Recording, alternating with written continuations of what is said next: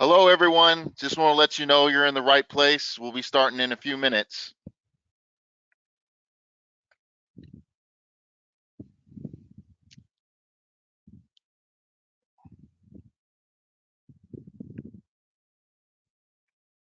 Vroom, vroom, vroom, vroom.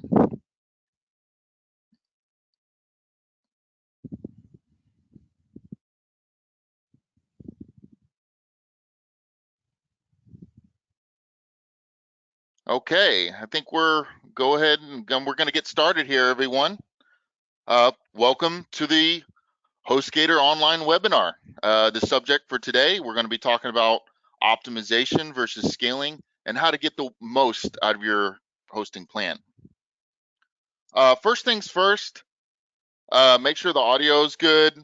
You can tell us in the comments like how many websites you're hosting with us.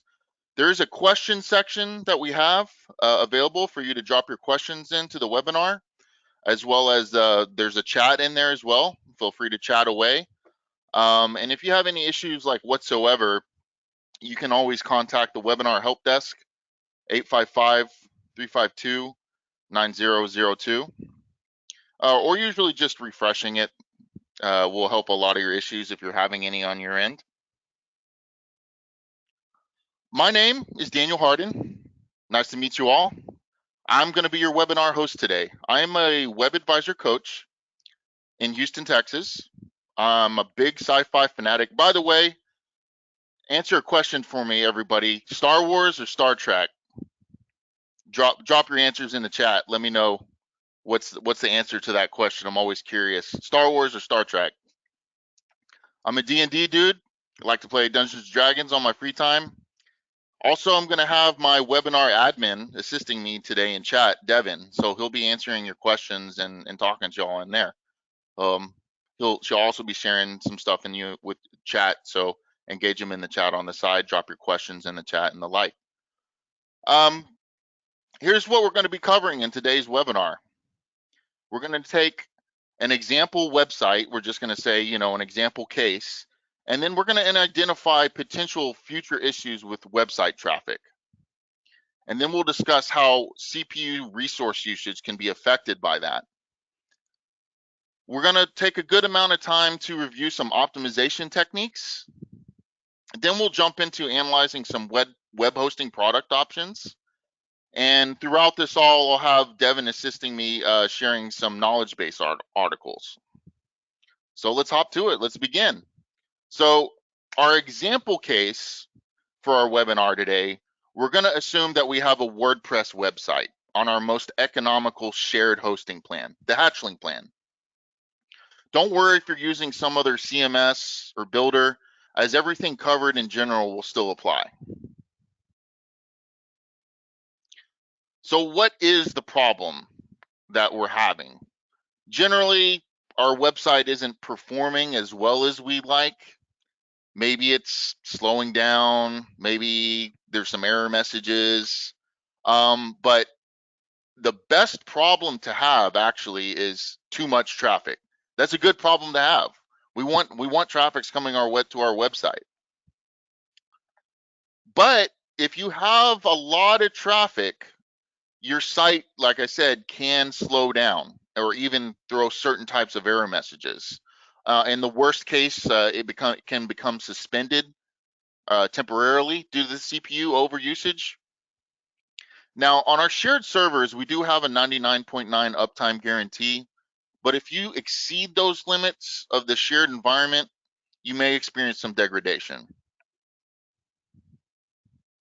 So question about these slowdowns and errors, and is it a temporary issue, or is this a consistent long-term increase in traffic? We need to analyze and find out what's going on with the traffic and the CPU usage to say, is this a temporary issue?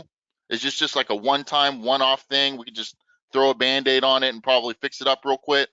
Or do we need to explore more long-term solutions, optimization, upgrades, the like?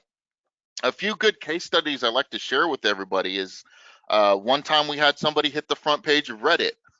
If you hit the front page of Reddit and you're on a shared server, your site is not going to be able to handle that much traffic. That's a lot.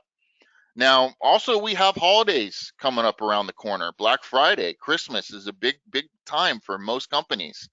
If you have a big surge in traffic during that time and you're not prepared to adequately handle that surge, you can experience site degradation, slowdowns, even error messages.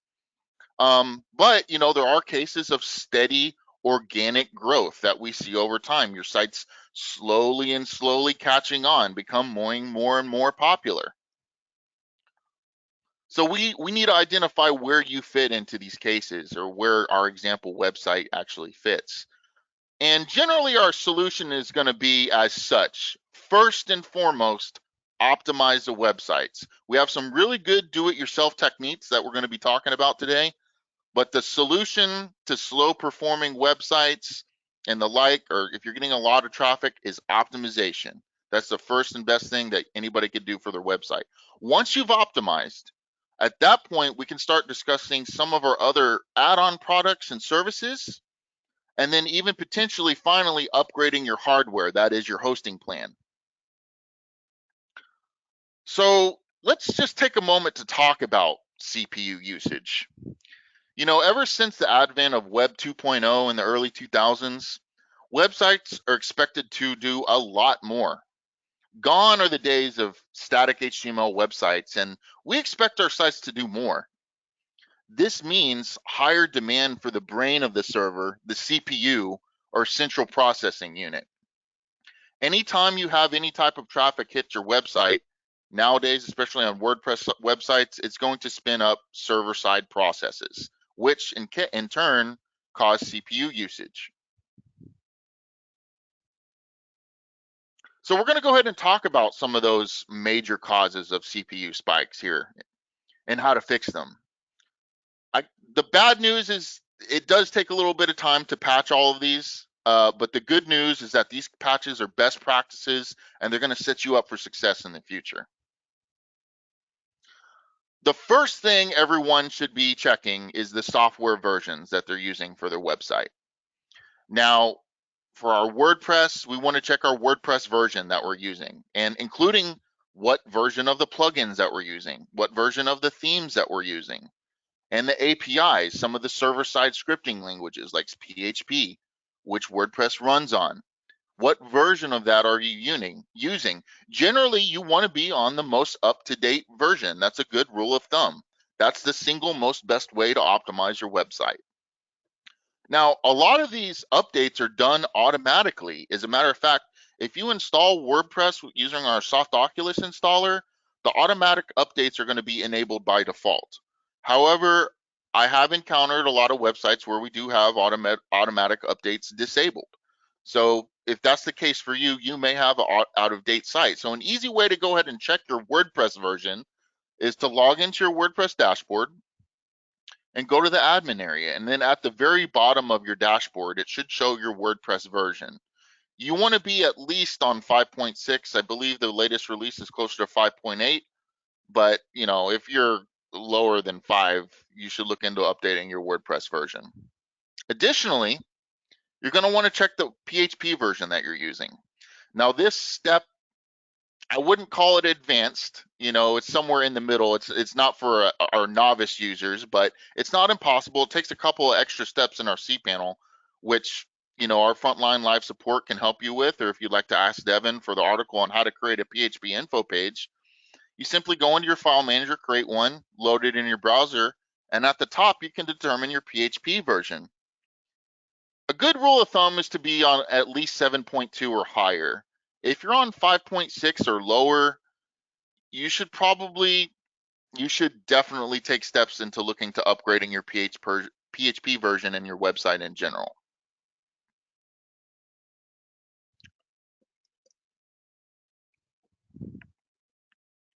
Okay, let's talk about high traffic now. The first thing that we're going to have to learn about traffic is that there's legitimate human traffic and there's bot traffic. Internet bots or robots are automated programs such as a crawler. Both require CPU resource usage. If a human or a bot visits your site, that's going to require CPU resource usage, especially if they submit a contact form or add a comment or place an order. Any of those are going to require CPU resource usage. And even basic hits, depending on how your site is implemented, will spin up server-side processes. In most cases, they spin up and go away really quick, but in worst cases, they can eat up the CPU resource usage really quick. So let's talk about the bots in depth a little bit more here, because there are good bots out there. Let's talk about the good bots crawling your site. Everybody, the Google bot. Everybody wants to be on, ideally someday, the front page of Google search results. We want the Google bot crawling our website and indexing our pages to be found, so everybody can find our website when they go search for it. Of course, there's other site indexing bots out there, like the Bing bot, another popular search engine that will crawl your site. And then some of our more advanced tech users, they may be making their own bots for testing cases on their own site. So there are good bots out there that we want crawling our sites.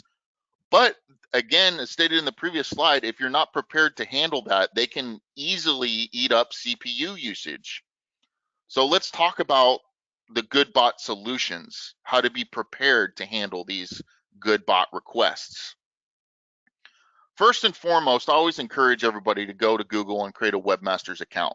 You can do a lot of things in there, including adjusting your crawl rate. After that, you can look into creating a robots.txt file in the document root of your domain. And let's say, for example, I don't want any bots on my website. I don't even want the Google bot crawling my website. My website that I made is just for my Dungeons and Dragons buddies. I don't have any reason for anyone else to get on there unless you're a PC in my party. So I might implement a deny all user agents directive in my robots.txt to prevent any bot from crawling my site. Finally, if you don't have a sitemap, that's a really easy way to get Google or the other bots to recognize an easy way to crawl your site. So look into creating a sitemap in order to set yourself up for success for these good bots to crawl your site and to minimize that CPU resource usage demand. Unfortunately, there's bad bots out there as well. The bane of our existence. Spammers and hackers create these bad bots that search for vulnerabilities and exploits on your site. Extreme cases of other malicious activity can include distributed denial of service attacks, DDoS attacks. Now, in regards to security, your web host role is one of the apartment manager. So in my apartments, they have a front gate that you need an access code to come in. They have a security guard and all that kind of stuff. But it's up to me to lock my door and windows. So that's kind of where your web host fits in for security. And there are a good amount of security measures that we take to secure your website. You can find out more about that in our knowledge base article, what steps we do use to secure your server. But don't forget to lock your front door and your windows. So how do we do that? How do we set ourselves up for success in regards to some of the solutions for these bad bots? Well, a quick and easy do-it-yourself method is to implement a CAPTCHA. Surely everybody has ran into this upon some point in time. It's a common security measure to prove that you're not a robot or you're not a bot. As a matter of fact, it's a particular example of a special case of the Turing test. A lot of people aren't familiar. They don't know it stands for a completely automated public test to determine computers from humans automatically. So implement those CAPTCHAs and don't let those bots crawl your site or spam your forms or spam comments or anything like that. CAPTCHA is a really good way to kind of filter a good portion of those out. Additionally, we partner with SiteLock. SiteLock is our security partner. If you're looking for a premium, robust security solution, you can find out more about signing up with our SiteLock services through your customer portal. One of the really cool tools that they offer that I like, I'm a really big fan of, is the web application firewall. If you implement a web application firewall on your website, that will burn a lot of those bad bots from even attempting to look at or crawl your site. So there's your bad bot solutions. Once you've addressed those major causes of your CPU spikes, that being the good bots and the bad bots, the traffic, and updating your software version, make sure you take care of those 4 things first. Once you've done that, we can start to dig a little deeper and look into some of the other causes of CPU spikes, and then we'll talk about how to address them.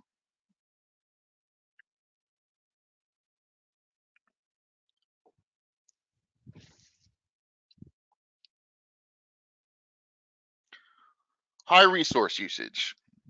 We want our websites to run fast. When someone loads up our website, we want it to load in 2 or 3 seconds. That's the goal.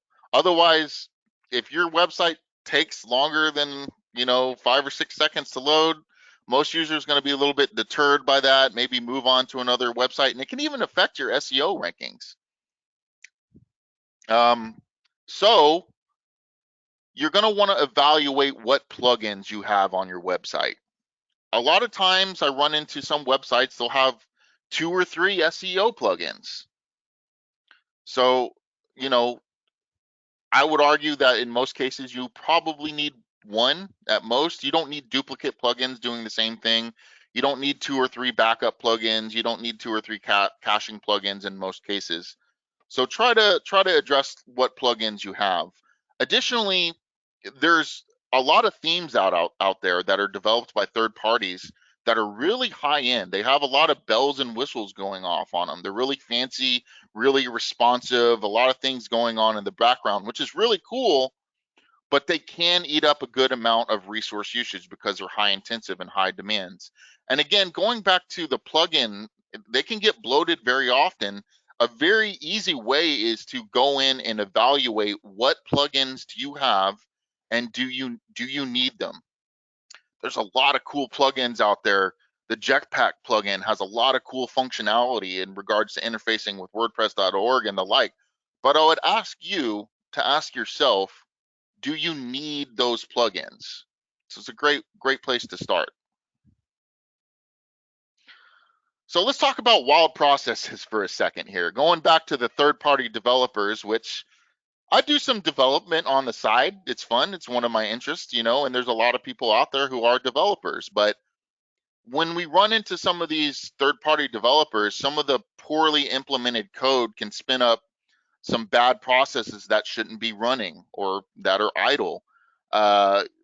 If you have a database with 100,000 entries and you tell your script to go query this database and find a user, and it never finds it and never returns to you, and that process is just sitting in there and never releases its resources, that's a process that never completes.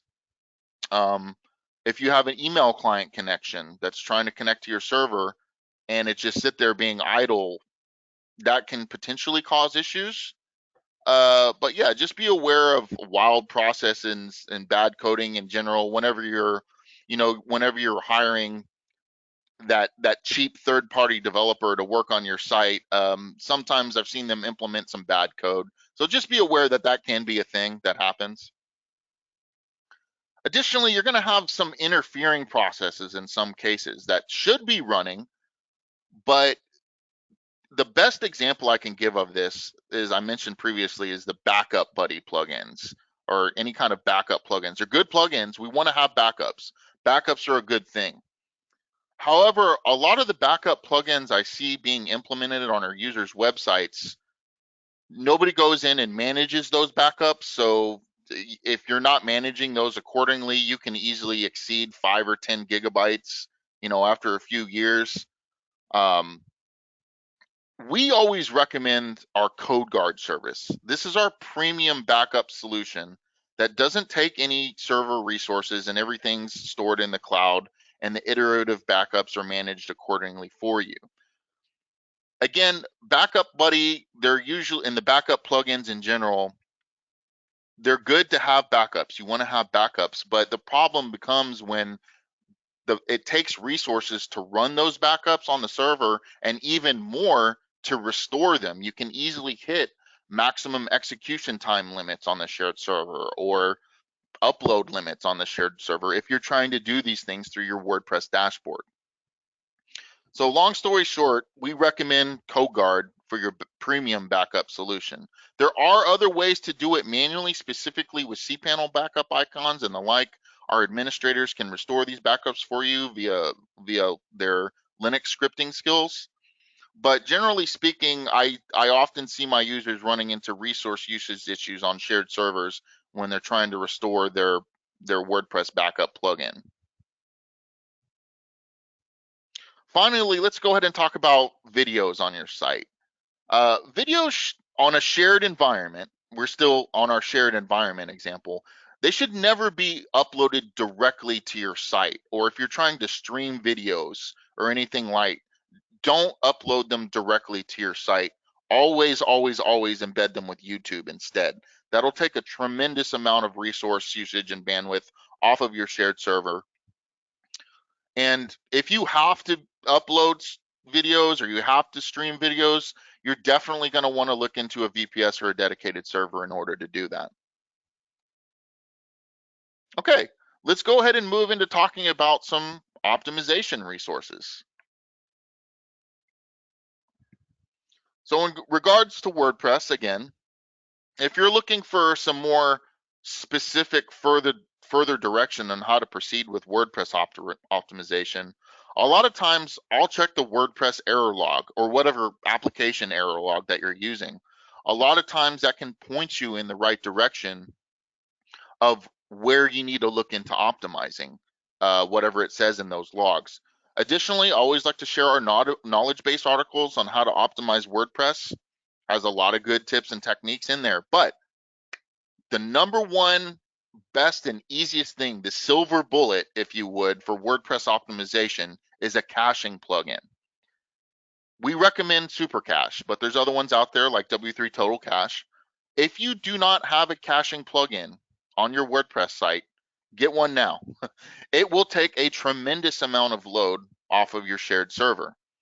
So caching plugin, easy, simple, effective solution to optimize your WordPress installation. Additionally, there's some more specialized and kind of general plugins out there like the WordPress optimization plugin. Check it out. I've heard good things.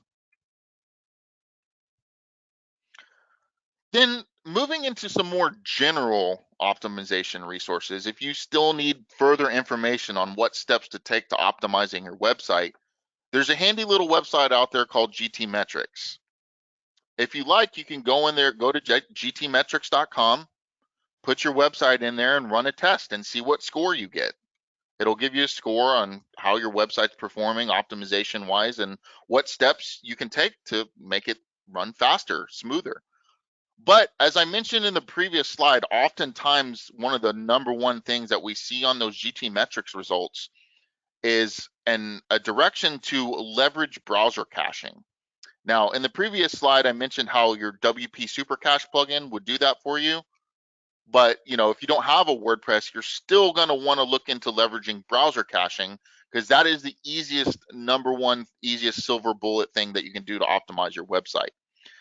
So there's analogous types of things for that in Joomla or Magento. But if you have like some kind of generic custom coded PHP site, there is some HT access code you can drop in there to notify whatever user is hitting your site to leverage browser caching. That is, on the client side, utilize caching so it takes the strain off the server. After that, another really common one that we see is scaling images. So for some of my more real estate sites and wedding sites, my photographers and stuff, they want to get these high-end images on their website, which is understandable, if you need them. But if not, and in a lot of cases, I would ask that most users can greatly benefit from scaling down those images. The Smush It plugin will do it for you. There's no reason you can't manually resize your images with whatever imaging software you have on your computer.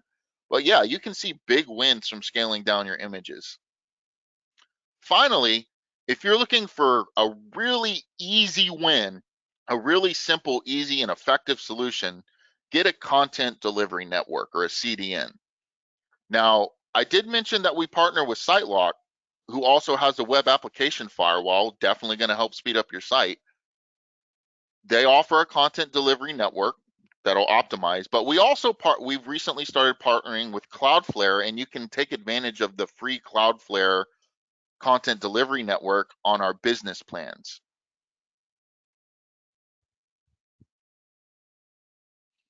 Okay, this is a little bit more advanced slide, not too advanced, but if we want to actually get in and monitor our CPU usage, see what's going on. By the way, in case y'all didn't know, the limits for CPU usage on our shared servers is 25% of the CPU's total resources for 90 seconds. You cannot exceed that. And you can actually go into your cPanel in the graphical user interface and see how many processes you have running. You can have no more than 25 simultaneous processes running at one time on our shared environments.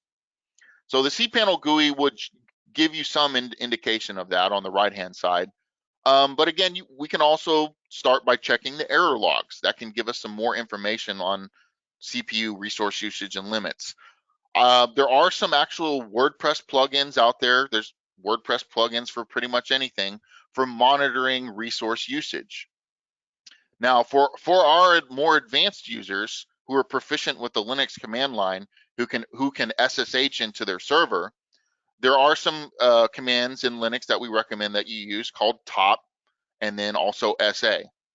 So if you have more questions about those, get with our live support, and they'll guide you on monitoring CPU resource usage from there.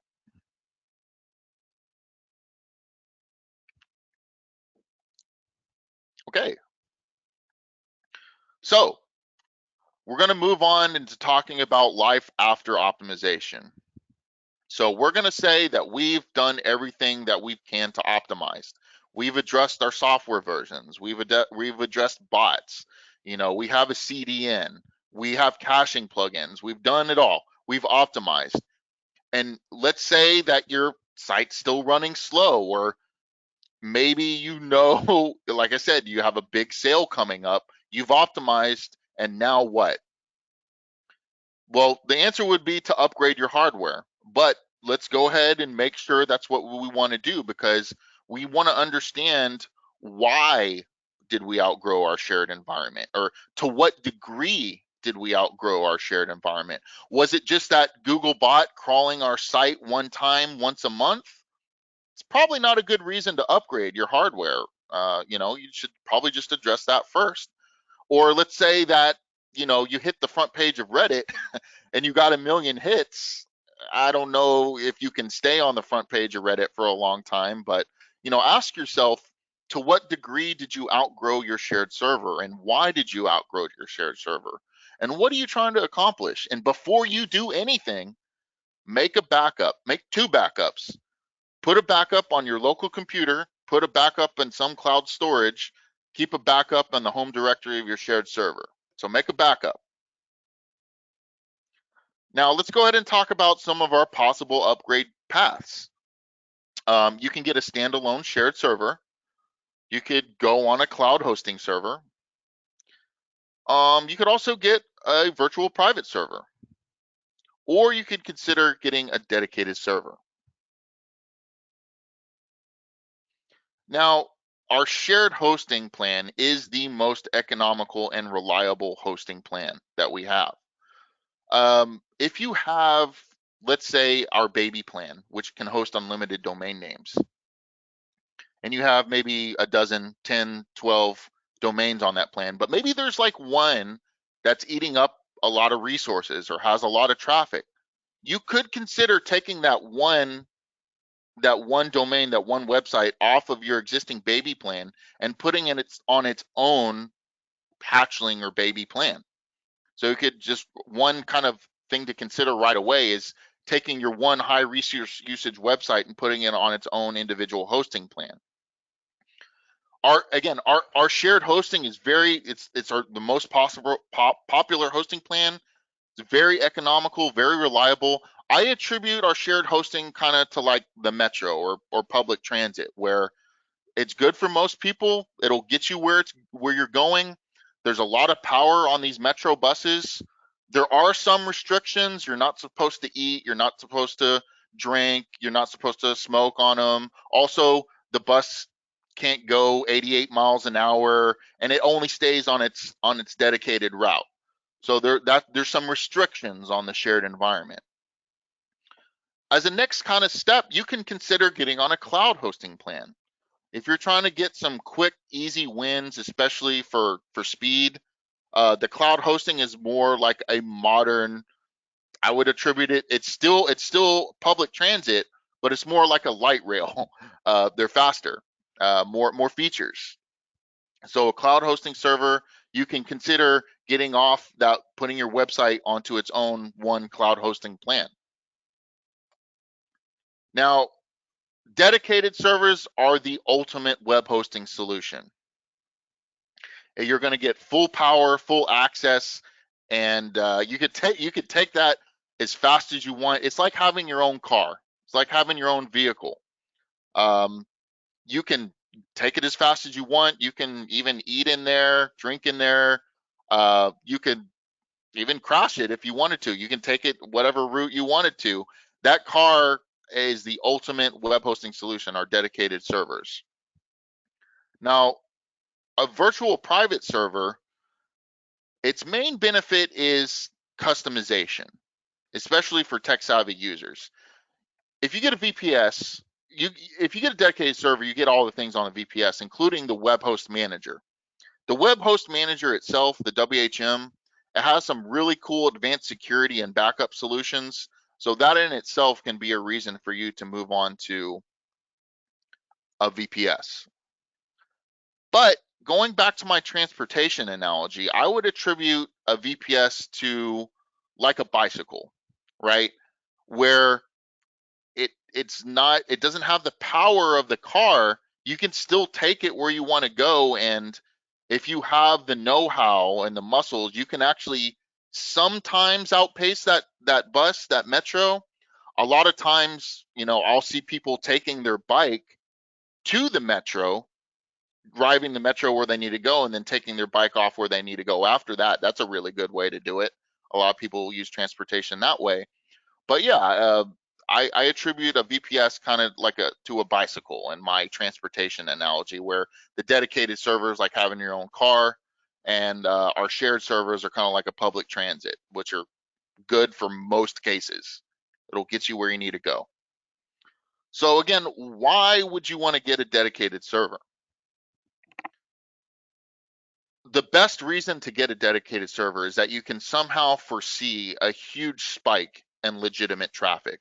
If you somehow know you're going to be on the front page of Reddit, get a dedicated server. Or there have been cases where I've had users, I know I'm going to be on my 5 o'clock news next week.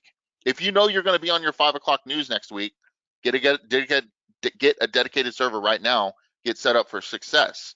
Again, if you know that you're going to be having over 100,000 hits a day during our holiday season, get on a dedicated server. If you have legitimate high resource demands, a dedicated server is for you after optimizing your website. Why should I get a VPS though? VPS is really a good testing environment before you get to a dedicated server. It's a good starting point, kind of get on before that. A lot of my users have demands for custom software not available on our shared servers. Something like, I need the latest version of Magento, right? Or I need Node.js installed. You're going to need at least a VPS for that. Some of my users, they want to exceed the email limits. They want to send more than 500 emails per hour, or they want to take advantage of the VPS backups to back up all their emails. Also, every file, every email itself counts as one inode. And so if you exceed 100,000 inodes on our shared servers, you're going to run into degradation there. VPS is a really good solution if you just have, like 1 million files. If you have 1 million files, you need at least a VPS. Additionally, sometimes I'll run into people who want, to change their maximum execution time or their maximum upload limit or things like that. Their custom PHP memory limits. You can change those on a VPS. And again, just to highlight some of the additional features that come with WHM. Too many to talk about today, but there's a lot of cool stuff in the WHM that isn't in the cPanel itself. Okay, I'm going to go ahead and take a moment to talk about some of our pricing. A lot of people, it seems, are a little bit unfamiliar with what we call the initial discount. Whenever you sign up for any new hosting plan with us, that be it a shared, a cloud, VPS, or Dedi, you get to take advantage of a substantial initial discount. If you go to HostGator.com right now and click, get started for the $275 a month, that's assuming that you're paying us for 3 years up front. You're getting to take advantage of that $275 a month rate. We understand, getting started sometimes can be hard. I always like to share my story about getting started in college. When I went to my university, getting accepted and getting enrolled and the student aid and getting registered, that was very difficult for me. So getting started was difficult. Once I was in, it was all kind of downhill from there. But that's one of the reasons we give people the initial discount, because we know getting started is hard. Now, once you get into I'm ready to upgrade now, we can always take whatever amount you paid on your original hosting plan and apply that to your new upgrade. So we can credit you prorated for whatever amount that you didn't use on your existing hosting plan. And I would just ask everyone to consider that you're investing into your business here. You're investing into your online presence. There's been a lot of changes ever since the old days of brick and mortar, and comparatively, some of the brick and mortar costs of a business startup are unimaginable compared to the expenses that you'll pay for your online presence.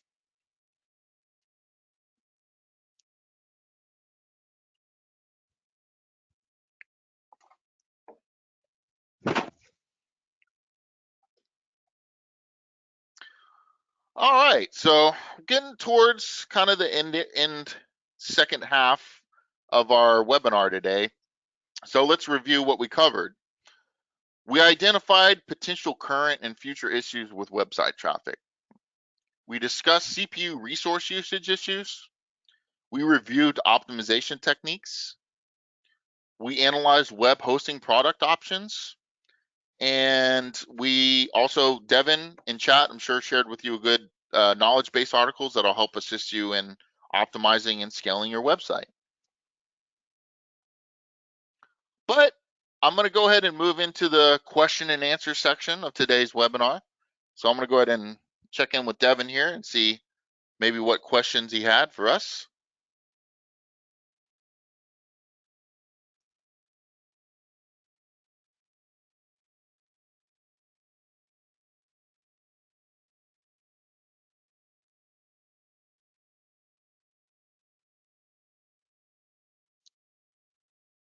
Yeah, definitely drop your questions in the question area in our webinar. If you have any questions whatsoever, just to remind everybody, we're open to taking questions right now.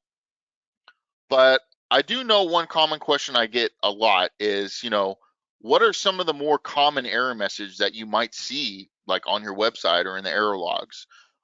Well, server-side errors generally begin with a 5. So a 500 error, right away, that can indicate some kind of issue on the server side. If you're getting a 500 error, a lot of times that comes down to CPU resource usage issues, temporary suspension, something wrong on the server side that is not allowing your website to take full advantage of all of the necessarily CPU resource demands they get. So 500 error is probably the most common one.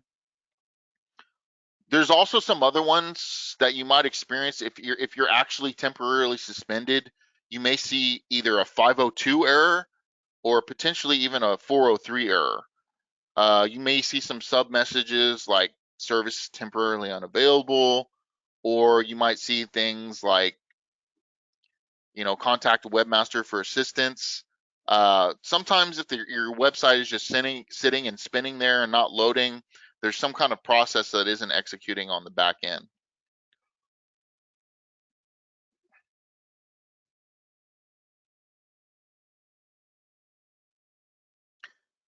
If on the off chance, so this is another common one I get, that if you do get temporarily suspended, what do you do then? Usually you well, you can check your email, because if you do get temporarily suspended, our administrators or server monitor program will send you an email with more information about that. So make sure that you're checking your primary email on on your HostGator account with us for more information about that. Then once you've identified that happened, if you got temporarily suspended, you can reply to that email and also contact our live support for more assistance there. Yeah, don't forget to drop your questions over here in our questions area for us to adjust with you. I think I had one saying from Tori here. I have 3 websites on HostGator and I'm currently on the cloud plan. Is this good for now? So yeah, of your 3 websites, are they performing how you would like? Have you got are you able to, are they stores? Can they check out? Are they performing at a good level for you? Um, do you have good feedback from your customers, or do you suspect any like spikes in traffic, right? Or do you have any big sales on the holiday season? Just because you're on a cloud plan, that's probably a good start. Like I said, our shared servers, especially the cloud plans, are going to be good for 90% of our customers. But there are those 10% of, they have a huge spike, they go viral on TikTok or something like that. And again, that kind of stuff is hard to predict, but if you can catch it when it first starts to begin, you can set yourself up for success and ride that big wave. So yeah, without any more information about your 3 websites, Tori, about that you have with us, if they're performing to your satisfaction, if you've ensured that the software that you're using is up to date, if you have caching plugins or you're leveraging browser caching, you scaled your images, you've done some of those basic optimization techniques, I would say you're probably in a good place. You can always contact our live support for further review or further guidance on that. But I mean, yeah, if you're not getting any errors, if they're performing to your expectations, it sounds like that you're in a good place, and that's good that you only have 3. Um, Once you start getting into now we do offer unlimited like domains on our hosting, but sometimes if you have, let's say, I don't know, 100 websites and they're all individual websites, that's a little bit of a different story. Especially if, maybe I have one website and 99 of them are redirecting to that one website, that's fine. You only have the one website, the 99 others ones are just redirecting to that one website. So that'd be fine too. But you probably might start running into issues if you have 100 separate individual websites. So I hope that answers your question.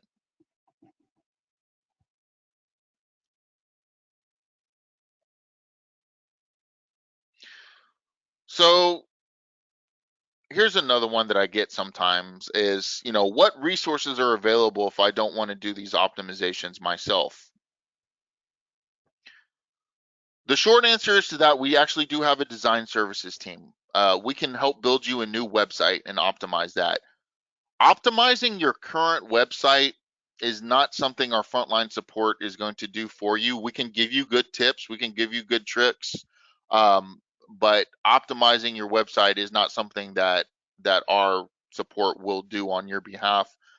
There are third-party developers out there. You can search on Fiverr for a developer if you don't have the time or know how to do that.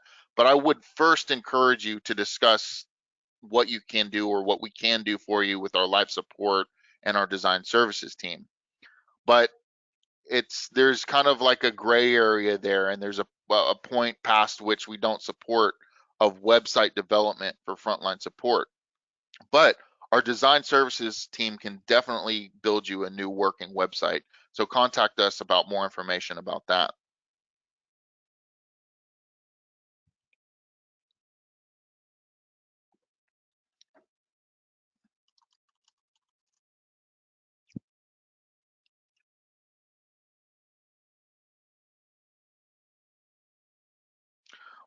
By the way, just as a reminder, if you're looking to add something like CodeGuard or SiteLock, or if you're going to, you wanted to get on our business plan so you could take advantage of the Cloudflare CDN, you can log into your customer portal and go to the marketplace and order these add-on products in there.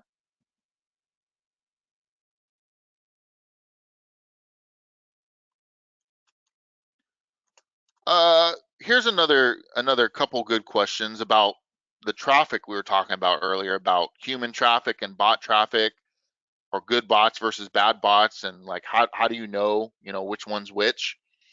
Well, in your cPanel, there's a really cool icon and feature called AW stats, Alpha Whiskey Stats, AW stats. If you click on that icon, you can get a full detailed report about all the traffic that's hitting your website. And if you scroll down a little bit, there'll be a section that says robots and spiders. A spider is just a type of a crawler. And in that section, you can see what bots are hitting your site. That'll give you a better idea of what type of traffic is hitting your site, whether it's legitimate or not.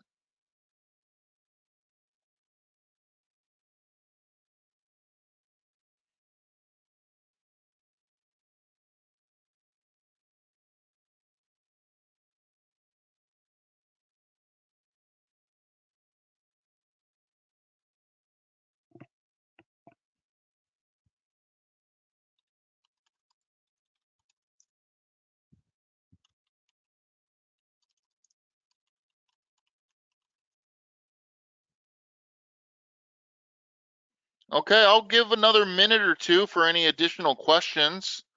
Make sure you drop them in the chat.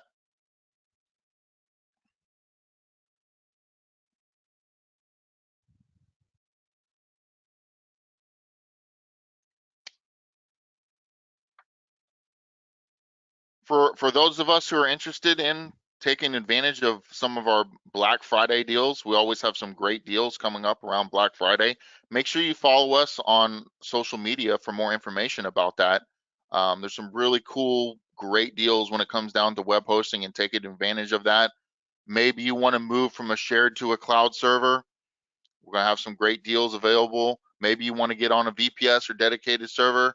Check out some of our Black Friday deals coming up just around the corner.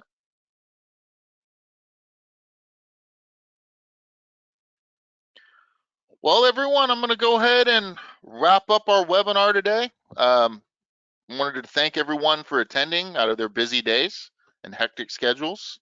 I wanted to thank my webinar admin, Devin, for assisting me today. Yeah, thank you all so much.